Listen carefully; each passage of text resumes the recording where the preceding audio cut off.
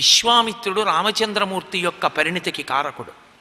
మహానుభావుడు తనతో తీసుకెడుతూ ఎంతమంది దంపతుల గురించో చెప్పాడు. తన వెళ్ళినప్పుడు పార్వతీ పరమేశ్వరుల యొక్క రతిక్రీడ దగ్గర నుంచి సుబ్రహ్మణ్యోత్పత్తి వరకు చెప్పాడు. గంగావతరణం చెప్పాడు. గౌతమ మహర్షి అహల్య చెప్పాడు. ఎన్ని కథలు చెప్పాడు. అలాగే కుశనాభుని యొక్క కుమార్తెల గురించి చెప్పాడు. ఇవి అన్నీ విన్న రామచంద్రమూర్తికి అసలు దాంపత్యం అంటే ఏమిటో అర్థమైంది.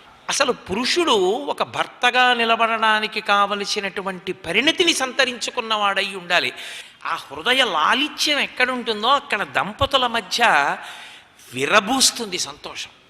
దానికి ఇంకా వస్తువులతో సంబంధం ఉండదు. అందుకే వాళ్ళు అరణ్యంలో కూడా సంతోషించారు, అంతఃపురంలో సంతోషించారు, ఎక్కడా సంతోషించారు. సంతోషంగా జీవనం చేసిన దంపతులందరూ ఐశ్వర్యం ఉండి సంతోషంగా జీవించిన వాళ్ళు కారు. సంతోషంగా జీవించిన కారణం చేత వాళ్ళకి సంతోషం తప్ప బయట ఉన్నటువంటి ఐశ్వర్యము చేత వాళ్ళకి సంతోషం కాదు. ఎన్ని ఏసీలుంటే దెబ్బలాడుకుంటే సంతోషంగా ఉంటుంది? ఎన్ని ఏసీలుంటే పరిణతి లేకపోతే సంతోషంగా ఉంటుంది? ఎంత ఐశ్వర్యం ఉంటే వాళ్ళిద్దరి మధ్య అవగాహన లేకపోతే సంతోషంగా ఉంటుంది? ఇదంతా ఒకెత్తు. వాడు శాంతి వెతుక్కుంటూ వీధిలో తిరుగుతూ ఉంటాడు, ఆవిడ శాంతి వెతుక్కుంటూ వీధుల వెంట తిరుగుతూ ఉంటుంది. వాళ్ళిద్దరూ ఒకరికొకరు శాంతి స్థానమైతే అంతక మించిన ఆనందం దాంపత్యంలో ఇంకోట్లేదు.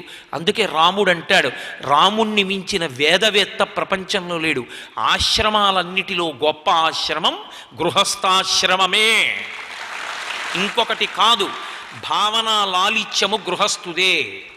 ఆయన కొడుకులతో, కోడళ్లతో, కూతుళ్లతో, అల్లుళ్లతో, బంధువులతో, తల్లిదండ్రులతో ఆయన నిరంతర సమన్వయం చెందుతాడు. ఆయనకున్న భావనా సౌకుమార్యం ఇతరమాశ్రమాలకు ఎక్కడి నుంచి వస్తుంది? రాముడంతటి వాడా మాట ఒప్పుకున్నాడు. నేనెంతటి వాడిని కాదనడానికి? వైరాగ్యం అంతా వచ్చాక మిగిలిన ఆశ్రమాలేమో భావన లాలిత్యము కొరకు గృహస్థాశ్రమం. కాబట్టి ఆ భావన యందు సౌకుమార్యం ఉంటే, ఆ లాలిత్యం ఉంటే అసలు ఎంత సంతోషంగా ఉంటుందో ఆ దాంపత్యం, ఎంత ఆనందంగా ఉంటుందో. మీరు చూడండి, నేను ఒక మాట చెప్తాను. చాలా సంతోషంగా ఉండేటటువంటి దంపతుల జీవితాల వెనక కష్టాలు లేవని మీరు అనుకోవద్దు. చాలా కష్టాలు పడి ఉంటారు వాళ్ళు. కానీ వాళ్ళు ఇవాళ అంత సంతోషంగా అన్యోన్యంగా ఉండడానికి కారణం వాళ్ళు కష్టంలో కలిసి ఉండడమే. ఐశ్వర్యంలో కలిసి ఉండి కష్టం వచ్చినప్పుడు దెబ్బలాడుకున్న దంపతుల మధ్య అంత సంతోషం ఉండదు. కష్టం వచ్చినప్పుడు బాగా కలిసి ఉన్న వాళ్ళు ఎవరుంటారో వాళ్ళు ఎన్నిటి మధ్య ఉన్నా సంతోషంగానే ఉంటారు. అసలు అది రావాలి, ఆ పరిణితి రావాలి. అది మహర్షి చెప్తున్నది. అది సీతారాముల మధ్య ఉన్నది.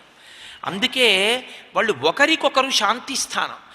ఎన్ని బయట కష్టాలు ఉండనివ్వండి, బయట ఎన్ని ఒత్తిడులు ఉండనివ్వండి, సీతమ్మ దగ్గరికి వచ్చాడనుకోండి, అంతే, రాముడికి ఉపశాంతి. శాంతికి అంతటికీ కారణం ఎక్కడుండాలి అంటే భర్తకి భార్య యందు, భార్యకి భర్త యందు. అందుకే వివాహం విషయంలో అంత జాగ్రత్త తీసుకుంది శాస్త్రం. అది నువ్వు నిర్ణయించుకునేది కాదు, నీ పరిణతికి చాలదు, నీకు అనుభవం లేదు, నీ తండ్రి నిర్ణయించాలి. నువ్వు తొందరపడి దాని జోలికి వెళ్ళవద్దని చెప్పారు.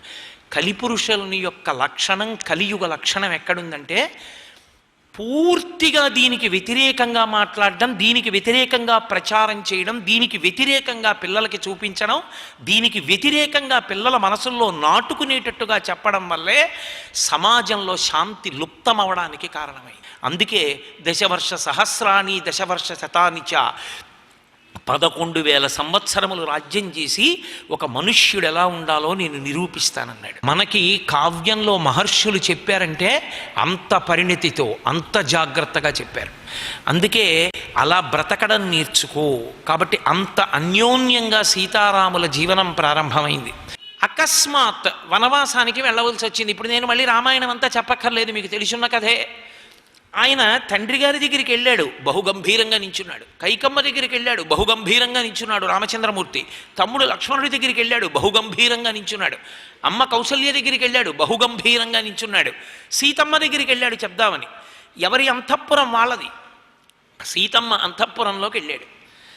అప్పటి వరకు అంత గంభీరంగా ఉన్నవాడు సీతమ్మ దగ్గరికి వెళ్ళి, సీతా 14 సంవత్సరముల అరణ్యవాసానికి వెడుతున్నాను అని చెప్పాలి కదా. కానీ అలా నిలబడలేదు రాముడు గంభీరంగా. నేను అందుకే మీతో తల బద్దల కొట్టుకుని చెప్పా, రామకథ నరుని కథ, రామకథ దైవం కథ కాదు అని. సర్వం శ్రీ ఉమామహేశ్వర పరబ్రహ్మార్పణమస్తు. స్వస్తి.